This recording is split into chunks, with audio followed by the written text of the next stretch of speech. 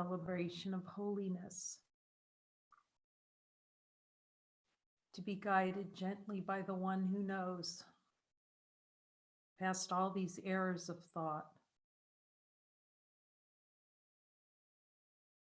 The thought that we could be anything other than holy. The desire for an experience of being unholy.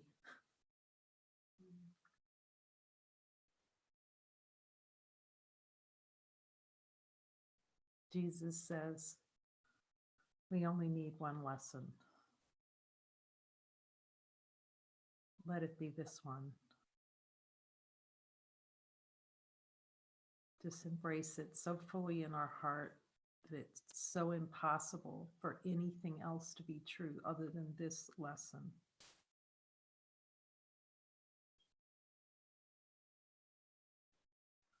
And to just keep this thought of God so dear and near that nothing else matters. This is our prayer today in the light of divine being and honesty of God.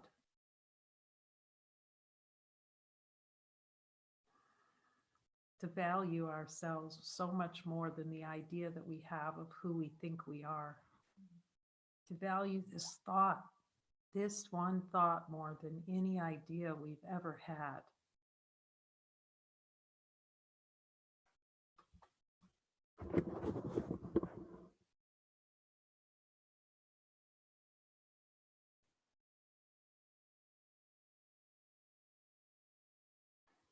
Yeah, he's reminding me about what we value.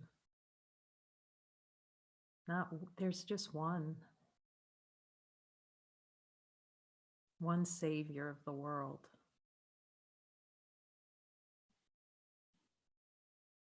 That song, let it be me. I bless the day I found you. To find the greatest love of our life's always been here with us every moment. We just had a little decision by ourselves apart from God and decided to toss it out of our awareness.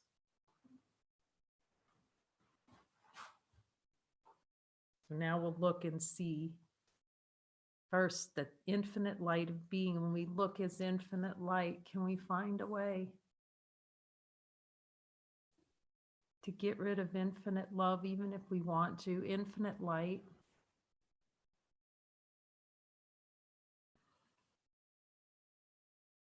How much we need to be taught by the one who knows that we're innocent. To not even know what innocence is. To be innocent of innocence.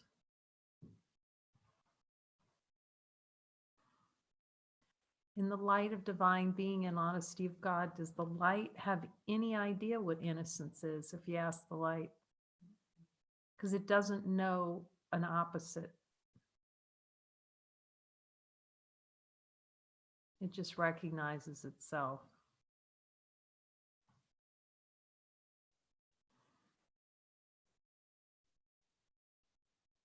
I can give up what was never real. And that's the play in consciousness, isn't it? To keep the false and pretend that giving up the false is sacrifice.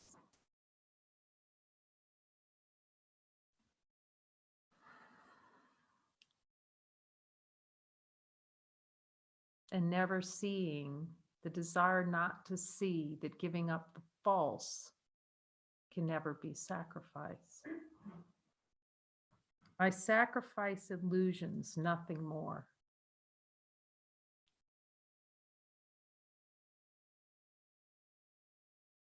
The desire to sacrifice ourselves with the cost of keeping illusions.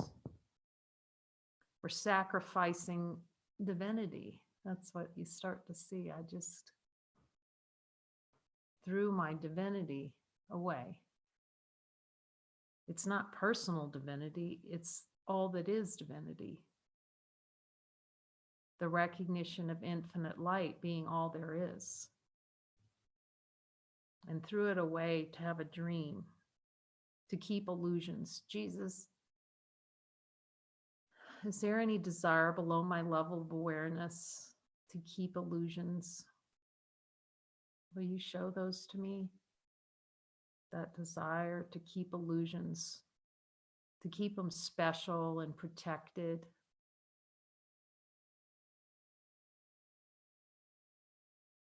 He says, see that you can never have happiness in keeping these illusions.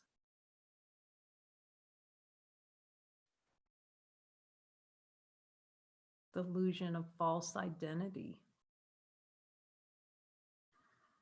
Okay, Jesus, I sacrifice illusions. So do I desire an experience of keeping illusions?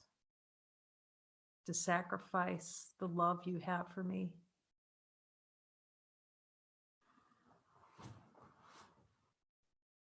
Again, he always says, when you choose not to follow the light, the voice for God, you're keeping the illusion alive.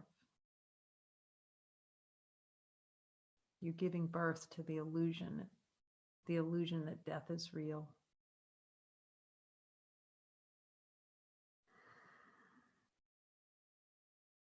And as illusions go, I find the gift illusions tried to hide.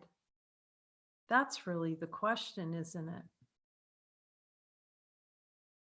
Are we willing to drop the illusions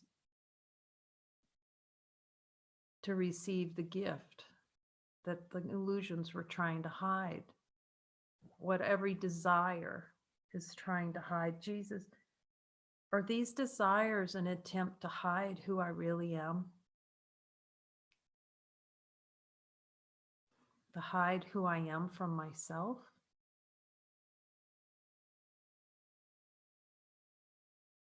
Or illusions a choice I'm making to hide from who I really am?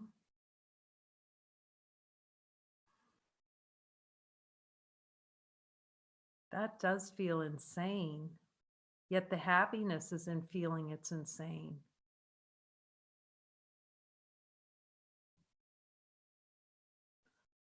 Because the ego would say, well, if I keep these illusions, I'll be happy. And pretend like illusions are happiness.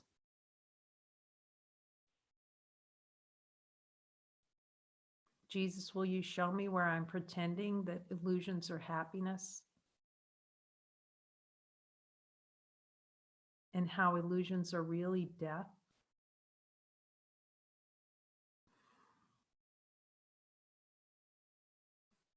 And how I can never, ever, ever be happy with illusions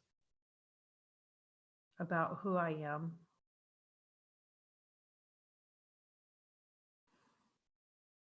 He's reminding me about stepping into function, what that means. Like the ego can't know what that means. The ego fights and whinges and excuses. I have an excuse not to step into what the Spirit's asking of me.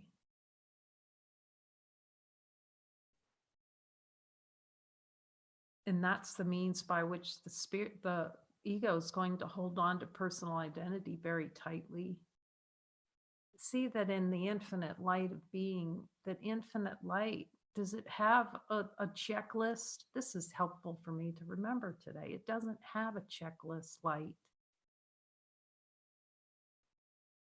Does it have a little checklist and you go into infinite light and it says, okay, now in order to be infinite light, here's my list for you. See that the light doesn't know what a checklist is. Love doesn't know a checklist. A checklist is for the idea of personal identity. Here's your checklist to awaken. Here's all the things you have to do to see that you're infinite light. Let's ask Jesus, Jesus, do I like having a list of things to do in order to see that I'm the light?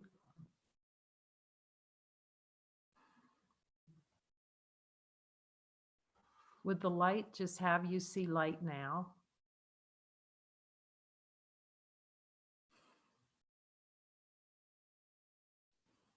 So we have to actually unwind from the checklist. The God's given us out a checklist. You get your little checklist from God in the mail. Here's what you're going to do.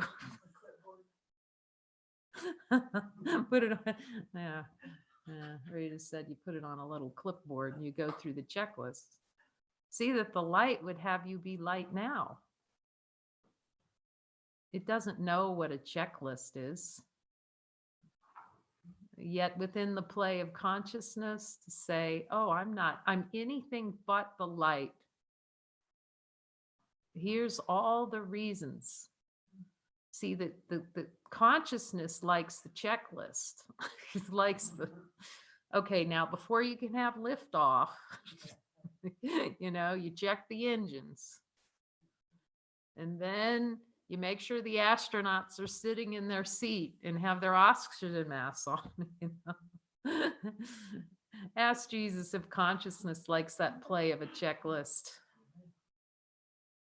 to make sure it's safe and comfortable, keeping its little, as Jesus says, fiefdom. The fiefdom of personal identity. To create limits on the unlimited. Jesus, do I like checklists so I can make myself feel limited?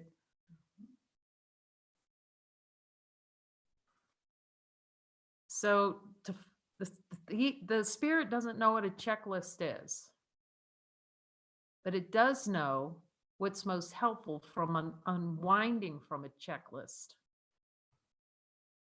From that grabbing those bony fingers of death going, I've got to have a checklist to wake up.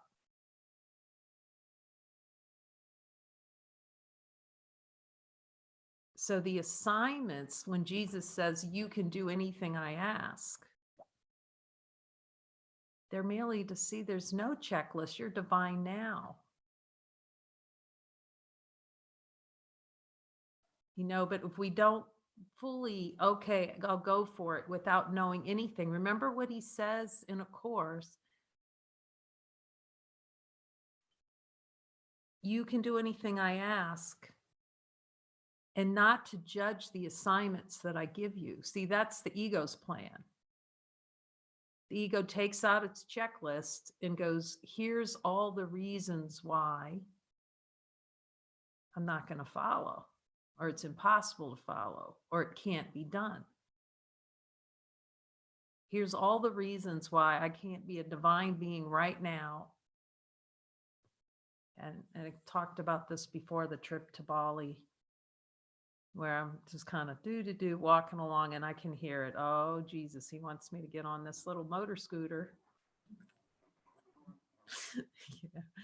These people in Bali now, they drive the wrong side of the road. And besides that, Jesus, I'm not really a motorcycle. No. And I don't know my way around. And do you see how that checklist comes out? And it's hilarious. And you go up and okay, yes, okay. So you're tentatively, kind of touching the handlebar on those little motor scooters are kind of like lined up there. Okay, all right, I'll go. Jesus is like, this is how it is at first, but we have to be willing to just go naked, and bypass. Someone said, do I have to? Yes. Yes. Okay, now. All right. So tell me, okay. So I think I'd like to rent one of these. You can feel that little toe dip. It's like, you don't walk over and go off and jump on that baby and go. Yeah. So he says, yeah, just go ahead. What's your name? You write your first name on a list. Where does that happen? Just jump on that baby. Go practice. Like, So you get on it and I'm running into bushes. It's just a little motor scooter, thing, but it was still the I characters, not on the I character checklist. Boom, boom, boom. So, so I said, all right. So I was lost a while. He decided to come back and try to find me somewhere. And he's really so calm. He says, okay, just go ahead, come back. And so I go to rent it, and he says, there's no insurance. Extra, you put, there goes the ego's checklist, extra insurance, none. And then I said, okay, I have the Holy Spirit's insurance. It's not helpful to start thinking, I'm going to die. I'm going to die. Because that's what ego's doing. It's just like, okay, Jesus, you got to take the step. Stepping stones, you got to take the step. So I get on it. All right, Jesus, tentatively, this is how it works at first. We're getting our little training wheels, but we got to say yes and get on it. And it's like, okay, just stay focused, right? Stay focused with the Spirit and let him drive. And I'm like, and soon it's like, wow,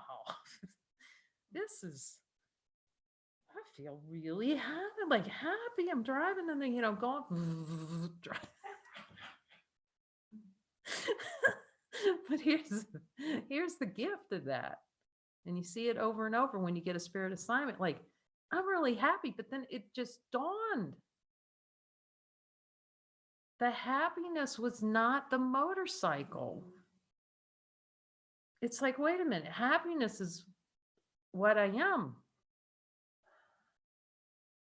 Wait, this happiness is just what is. Is that on the cheek? Okay, here's the ego's checklist. Am I going to wake up riding a motorcycle? No. Realize, wait, this is happiness. And you're kind of stopping. That little scooter was the perfect metaphor for you kind of go fast, you're a little slow on the turn there. Okay, am I staying on the right-hand side of the road? You're fine. You can just, Jesus, you're fine. And you're driving around in the backwoods of Bali going, I don't know where I am at all, but you're calm because God's with you. You're focusing on, okay, all right. You realize how much that play is that you're so sure you're going to die every minute. And you're on this lost in this little back road back there on Bali. And I don't know why I took that road. It's not getting me any closer to civilization whatsoever. And I'm still going down there. This is how it is with Jesus, I'm driving down and it come to it was like Paquito, little teeny tiny hotel. And there's somebody sitting in the lobby. And she says, yeah, go on upstairs. But when you're done, I want to talk to you. So I go up the stairs and there is an overlook, spectacular over the ocean. So beautiful. Okay. And I go over to I'll send you the picture. And I walk over to the edge and I look over down and guess what's down there in the shape of a rock heart. Right over the edge. It's like, how does this say? Who set me up? No, Jesus said show. Okay. And then I go downstairs and we sit in the lobby. And what do we talk about? Love, the Holy Spirit, Muji, in the middle of nowhere. And you start seeing he's sending you on those holy encounters.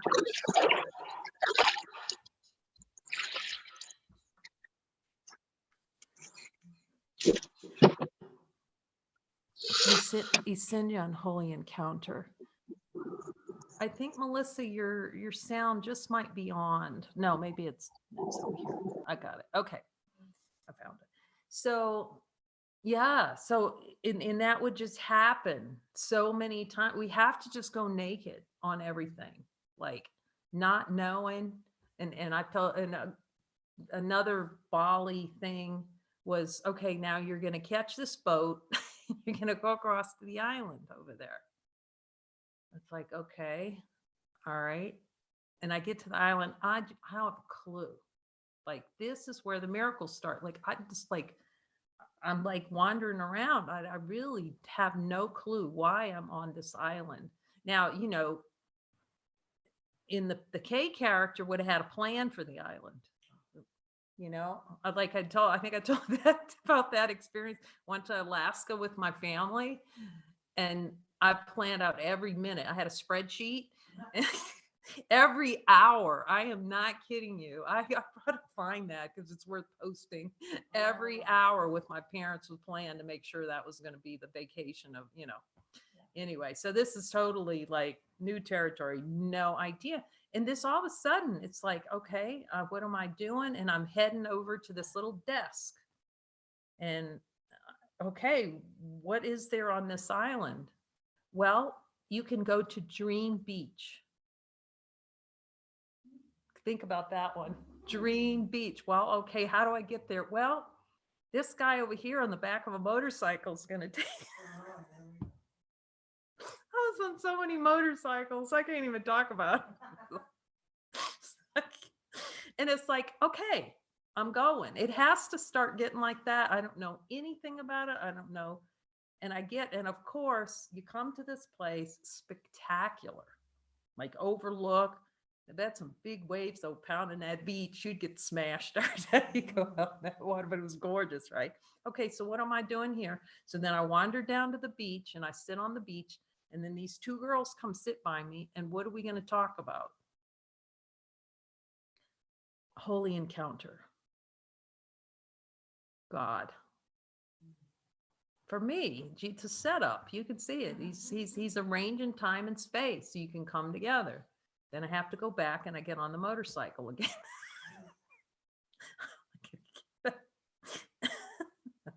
Another motorcycle. All righty. You just have to get on. And then you go. And that's really the simplicity of it. And then we've all had these experiences in these miracles, that our function is to encourage each other. That we have to step into what's real. And what's real is we really don't know a thing about what's going on. Because the minute we have an idea, we're investing in the illusions. And then we can't be entertained by Jesus. Let him arrange time and space. How is this happening? To show us that we really don't know anything. So divine light is light. It's not looking around for an adventure or something to do to prove that light is light. Yet within the play of consciousness, that addiction to the play, Jesus, the light, is using these assignments to show us we don't know anything. And it moves us into what he keeps reminding me, celestial function, the function of light, which is divine expression, pure, whole, and complete. I sacrifice illusions, nothing more. And as illusions go, I find the gifts illusions tried to hide. That's really the question. Are we willing to find the gifts illusions tried to hide? Am I willing?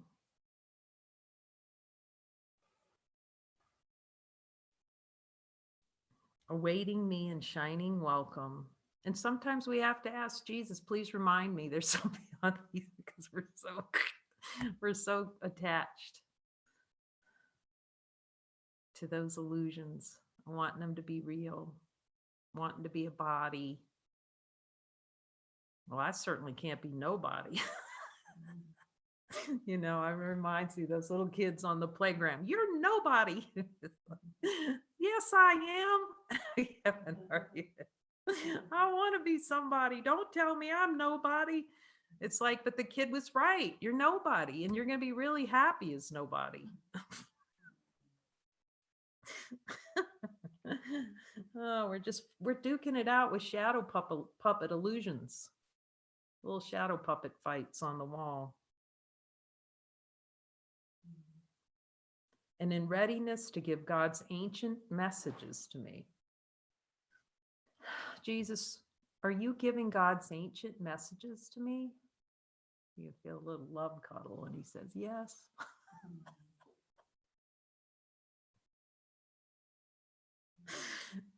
Except when you try to block my voice with everything and, Jesus, do I want to block your voice? You can ask him. Shut it up. Oh, no, you can laugh when he says yes. Because we all discover that that's only the voice worth following, that voice, Jesus's voice. And we can hear him. And everyone who's called here, he was even telling me my mother could hear him because we can all hear him. But he also tells me when I don't know why I laugh around here. Why is that my function? I don't know, but he'll tell me who will listen to him. And it's good for you to know too, for clarity. I'm asking him. And when it's in your function, he'll tell you. So that you can, again, there's teachers that are not following him. But you can follow him because you're a teacher of God and you're called to listen to him and follow him. And as I said last night's session, let him teach you every bit of metaphysics you need to know.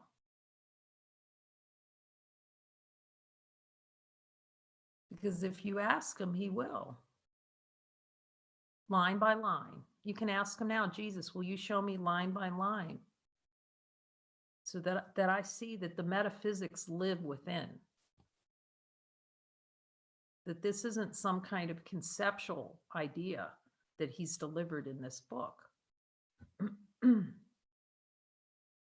You are the metaphysics, the infinite light of being.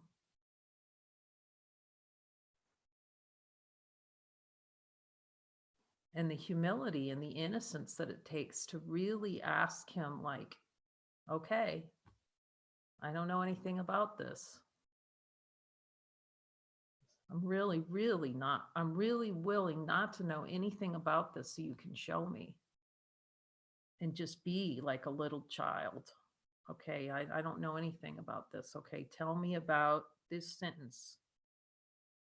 I'm asking him right now, is it that helpful? For me, it was helpful to do it sentence by sentence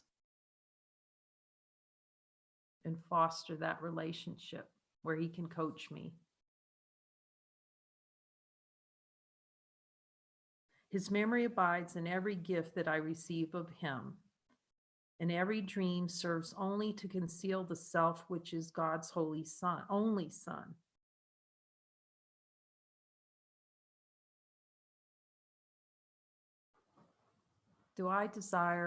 Jesus, do I desire a dream to conceal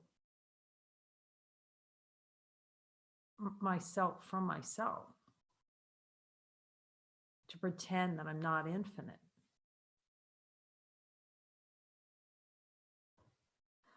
And will you help me see the way? It's really helpful not to know what innocence is or happiness is. Like, start from scratch. Like that little, what are those little things where you turn the knobs and they make a little pattern in that silver? Etch-a-sketch. And shake it so that it's clean.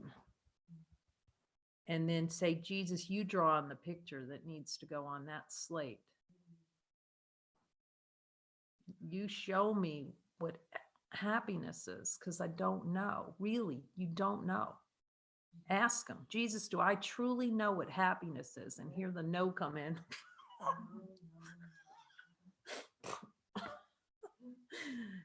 Jesus, do I know what peace is?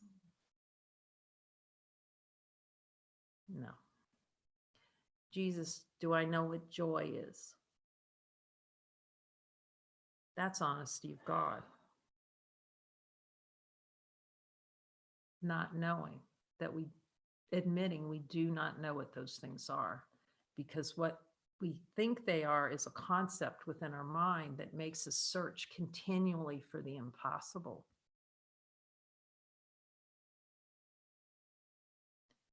Jesus, am I trying to live within the concept of happiness? Ask him. And pretend like that's alive, it's dead. Will you show me how that's dead to try to live in an idea of happiness? Show me how dead that is, really. Because we pretend it's life. Show me how dead it is to try to live inside of happiness as a concept.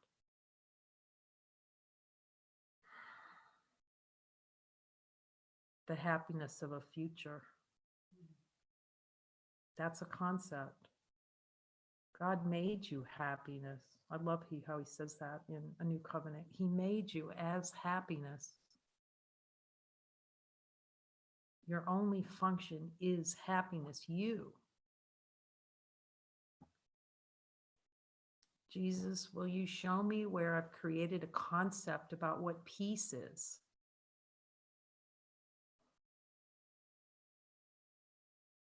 How I made peace death. Have I made peace death? Ask him.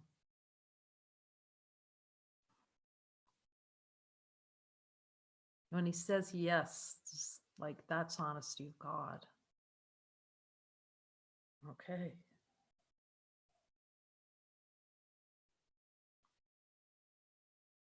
Do I need you to show me what peace is? Okay, Jesus. So do I have a concept below my level of awareness of what joy is? And am I trying to live inside that concept?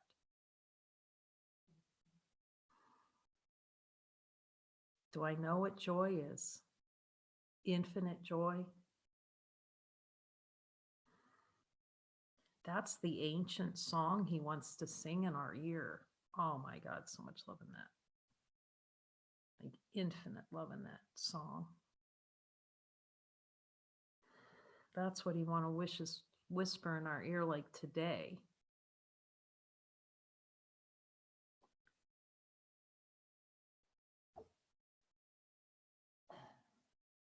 His memory abides in every gift that I receive of him, and every dream serves only to conceal the self, which is God's Holy Son, the likeness of himself, the Holy One who still abides in him forever, as he still abides in me.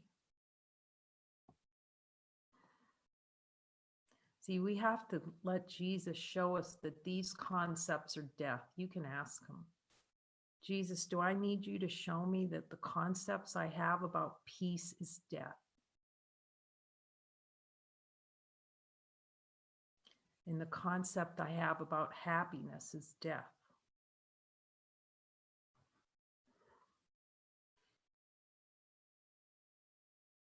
And the concept I have about what joy is actually death, killing the light that I am. That I can be anything other than infinite light now. That I can be anything other than infinite joy now. And will you tell me honestly, with honesty of God, is this my only function?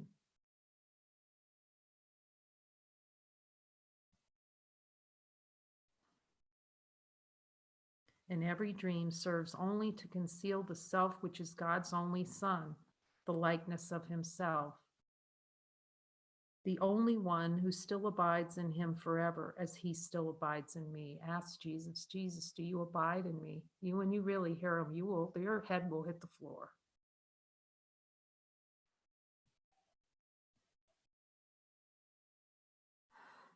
And have him tell you that this is the only way it can be. That he lives within you.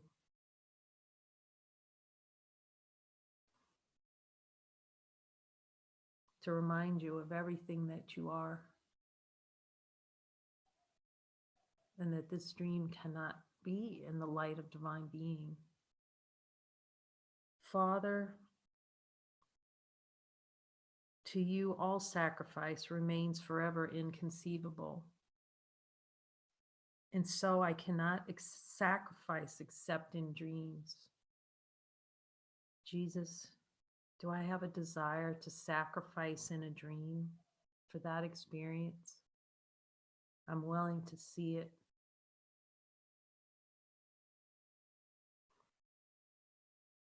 And see how I've denied myself your love, infinite love of God through this dream of sacrifice. As you created me, I can give up nothing you gave me. What you did not give has no reality.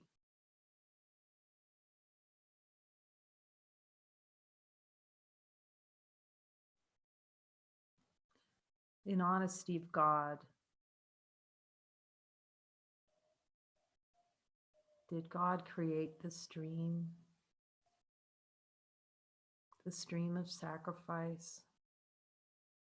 Would this be what he would want for his holy Son, this dream of sacrifice? What loss can I anticipate except the loss of fear?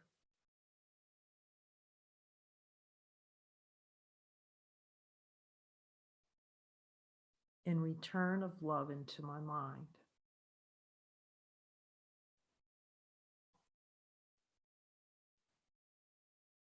The realization, to welcome the realization that God is us.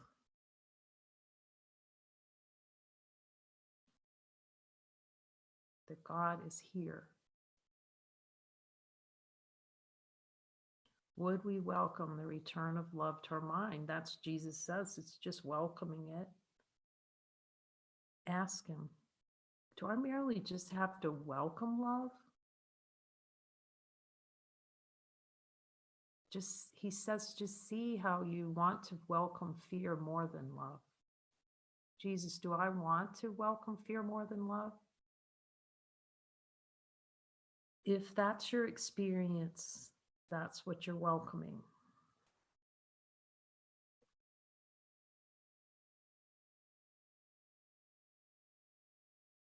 Through your desire and your wish. Yet, as he says, we can choose again. We can begin again, just fresh, right here, and seeing that not a single second that went before this has any power over infinite.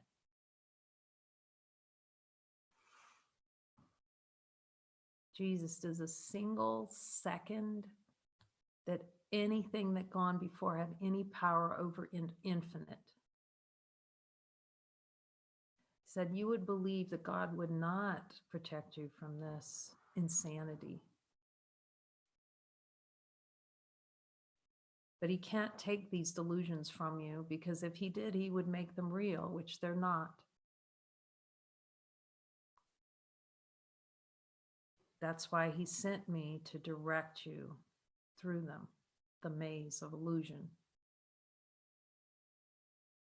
And when you follow, I will lead you out. Ask me, he says. Ask me, Jesus, will you lead me out of this? He said, this is the only thing you can be sure of in this world. The only thing is that I'm here to lead you out of it.